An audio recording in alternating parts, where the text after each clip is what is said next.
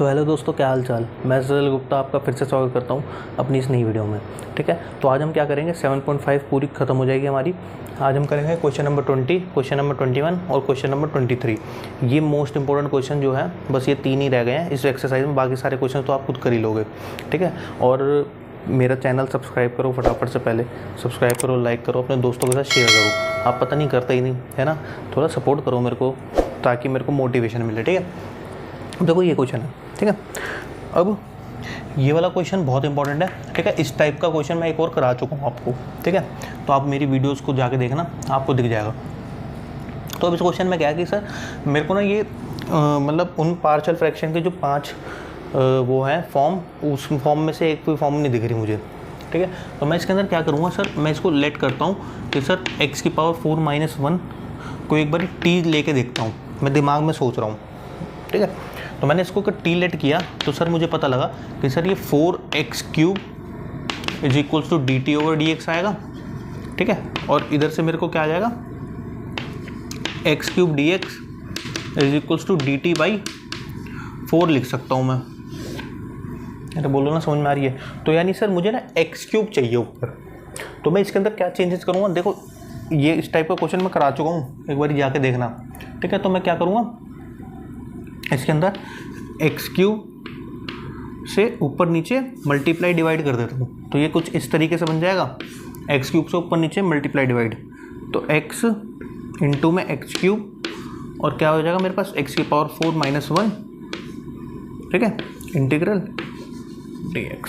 ठीक है, तो मैं इसको कुछ इस तरीके से लिख दूंगा सर, x³ अपॉन x⁴ और x⁴ - 1 dx। ठीक है, अब मैंने क्या करा सर, ये चीज़ तो मैं पहले ही कर चुका था, ये वाली। ठीक है, तो मैं क्या करूँगा कि सर इसके अंदर x⁴ मतलब इसकी जगह t पुट कर दूँगा।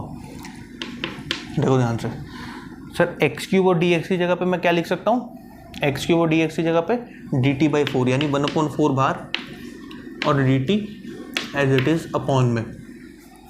ठीक है, अब देखो अपॉन में क्या आएगा आपके पास, सर ये है आपके पास, इसकी जगह तो मैं सीधा टी लिख दूंगा। देखो ध्यान से, टी।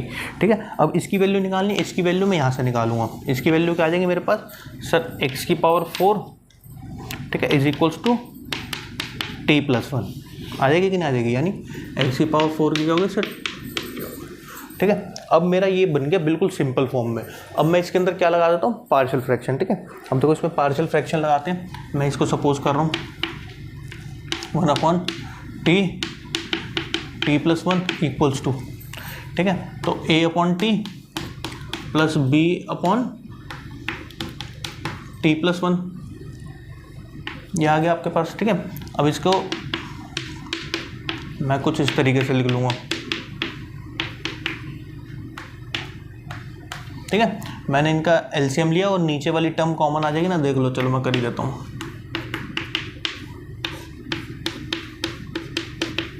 ये आ गया, इससे ये कैंसिल हो गया, यानी कि sir 1 = a t+1 plus bt।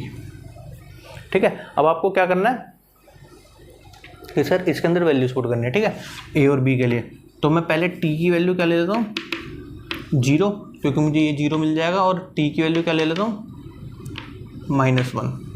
ठीक है, अब इसके अंदर पुट करो सर, 1 = इसमें 0 पुट करोगे क्या आएगा सर, a, और इसमें 0 पुट करोगे तो 0 हो गया, यानी a की वैल्यू तो सर सीधा 1 आ गई। ठीक है, अब b की वैल्यू कैसे निकालोगे सर, 1 =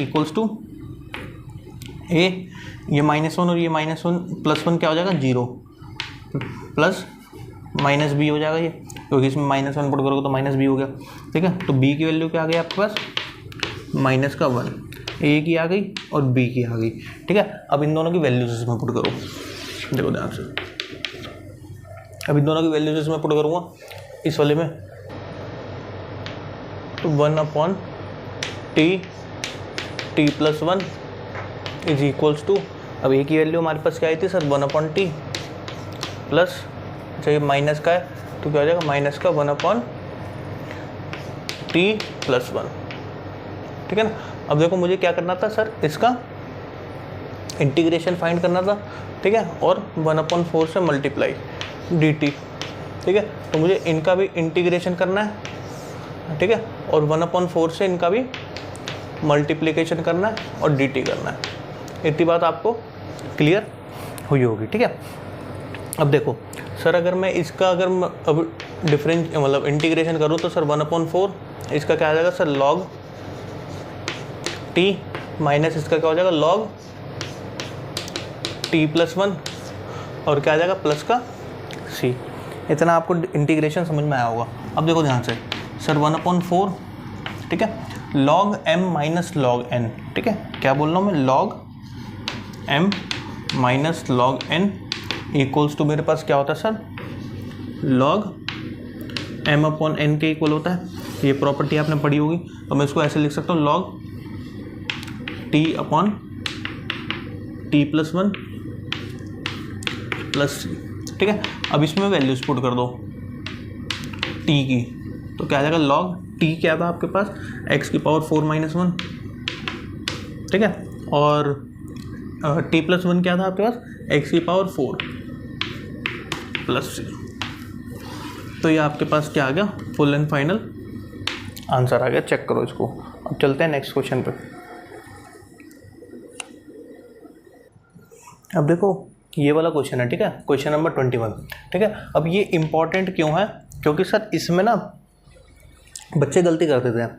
एक्सपोनेंशियल और लॉग ना बहुत ज़्यादा इंपॉर्टेंट है, ठीक है, क्यों, क्योंकि इसमें एरर के चांसेस बहुत ज़्यादा होते हैं, ठीक है।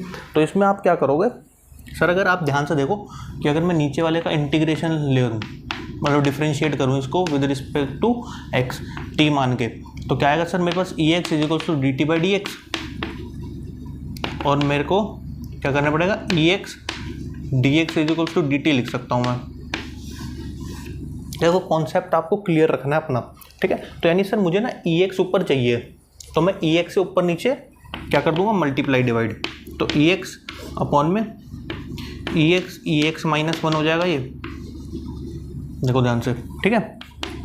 अब क्या करोगे सर, आपने जैसे कि अब इसमें इसकी जगह तो मैं dt लिख दूंगा पूरे की जगह अपॉन में, ठीक है। अब मैंने e - x को क्या माना है t, तो मैं इसको t लिख दूंगा इस वाली टर्म को, ठीक है। और e की पावर x की मैं क्या निकाल सकता हूँ सर, यहाँ से वैल्यू निकाल सकता हूँ, कैसे सर, वो हो गए t, इसको उधर ले जाऊँगा तो क्या आ जाएगा t+1 हो जाएगा ना, तो t+1। देखो चेक कर लो एक बारी, कोई गलती तो नहीं है, ठीक है। अब देखो ये वाला मेथड मैं बिल्कुल सेम अभी आपको करा चुका हूँ, बिल्कुल सेम, ठीक है। उसी तरीके से आप इसको सॉल्व कर दोगे, ठीक है ना। इसको आप एक बार ट्राई करो खुद से, ठीक है, हो जाएगा सॉल्व, और बिल्कुल सेम पिछले वाले क्वेश्चन की तरह होगा ये, ठीक है। ट्राई करो इसको फटाफट से, हो जाएगा आपसे। देखो ये है क्वेश्चन नंबर 23, ठीक है। ये आपकी बुक में MCQ के फॉर्म में है, ठीक है। तो इसको कैसे करोगे सर, सबसे पहले क्या करना है आपको x² + 1 को एक बार t मान के देखते हैं, क्योंकि इसमें पार्शियल फ्रैक्शन वाला तो कुछ अभी तक तो दिखा नहीं है। अगर आपके एग्जाम में कोई क्वेश्चन आता है तो आप सबसे पहले क्या करोगे, 7.1 की फॉर्म में ही तो जाओगे, सबसे पहले इसको डायरेक्ट करने की कोशिश करोगे। तो मैंने इसके अंदर सबसे पहले सिंप्लीफिकेशन लगाने की कोशिश करी, तो मेरे को पता है सर इसका क्या हो जाएगा 2x, इसका क्या हो जाएगा dt/dx, यानी मेरे पास क्या आएगा 2 को इधर ले जाऊँ, x को इधर ले आऊँ, तो dt/2 आ जाएगा। लेकिन सर ऊपर x तो है नहीं, तो क्या हो गया, ठीक है, क्या करना है x से ऊपर नीचे मल्टीप्लाई कर दो, मल्टीप्लाई डिवाइड, तो क्या आ जाएगा मेरे पास सर x dx अपॉन में x² हो जाएगा, ये x से मल्टीप्लाई होके, और x² + 1 एज इट इज़, ठीक है। अब इसके बाद क्या करोगे आप सर, इसको अगर मैं फॉर्म में चेंज करूँ तो मेरे पास कैसी फॉर्म आ गई सर, x dx की जगह पे मैं क्या लिख सकता हूँ dt/2 यानी 1/2 dt अपॉन में x² + 1 की जगह पे t, और x² की जगह पे मैं क्या लिख सकता हूँ, x² की जगह पे t - 1, ठीक है। तो x² की जगह पे क्या लिख दिया t - 1, ओके, ठीक है। आपको इतनी बात समझ में आई होगी। अब देखो ये बन गई मेरे पास पार्शियल फ्रैक्शन की फॉर्म में, 1/2 इंटीग्रल dt अपॉन t - 1, कुछ इस तरीके से, ठीक है। अब मैं देखो क्या कर रहा हूँ कि 1/t, t-1 को क्या मान लेता हूँ सर, a/t प्लस b/t-1, ठीक है। अब मैं क्या कर रहा हूँ सर, इसका ना एलसीएम लेते हैं।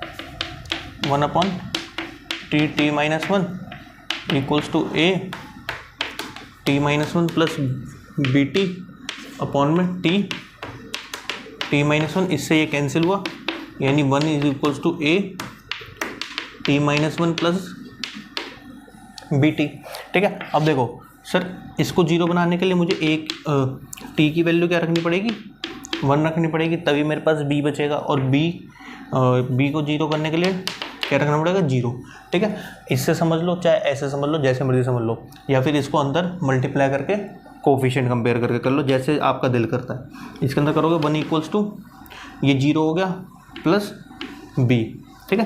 तो b की वैल्यू आपके पास क्या आ गई, 1 आ गई। अब इसके अंदर 0 पुट करो, 1 is equals to a-1 plus 0, यानी a की वैल्यू क्या आ गई, -1 आ गई। अब देखो सर, a की और b की आपको वैल्यू पता लग गई है ना, तो a और b की वैल्यू पता लग गई, तो मैं इस इक्वेशन के अकॉर्डिंग क्या कह सकता हूँ sir, 1/t-1 dt is equals to sir 1/2 integral a/t, a की वैल्यू क्या है सर, -1/t प्लस, ठीक है, b की वैल्यू क्या है 1, तो 1/t-1, और क्या हो गया इसको इंटीग्रेशन dt के रिस्पेक्ट में, ठीक है। अब देखो इसको इंटीग्रेट करता हूँ मैं, तो सर 1/2 तो एज इट इज, ठीक है, ठीक है, इंटीग्रेट मैं कर देता हूँ अंदर, ठीक है। क्या आएगा, माइनस का log t है ना, 1/x बाई log t होता है, मतलब log x होता है, plus log t-1 plus c, ठीक है। 1/2 को अंदर मल्टीप्लाई कर दो, -1/2 log, ठीक है। t की वैल्यू पुट करो, t की वैल्यू क्या है मेरे पास, x² + 1, ठीक है, प्लस, ठीक है।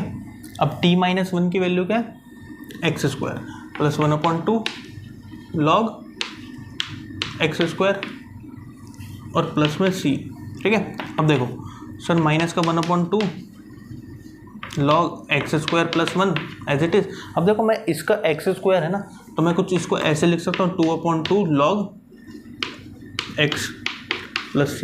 भाई इसके अंदर कुछ नहीं लगाया, इसके अंदर ये लगाया log x की पावर a होती है, log x की पावर a, तो क्या होता है सर, a आगे आ जाता है, तो मैं इसको ऐसे लिख देता हूँ ना, a log x, है ना, ये log t उसमें समझाया था प्रॉपर्टी में, तो वही होता है, 2 से 2 कैंसिल हुआ, यानी फाइनल आंसर क्या आएगा, -1/2 log x² plus 1 plus log x plus c। ये आपके पास फुल एंड फाइनल आंसर होगा, ठीक है। जौन सा ऑप्शन मैच करे वो आप कर लेना, ठीक है।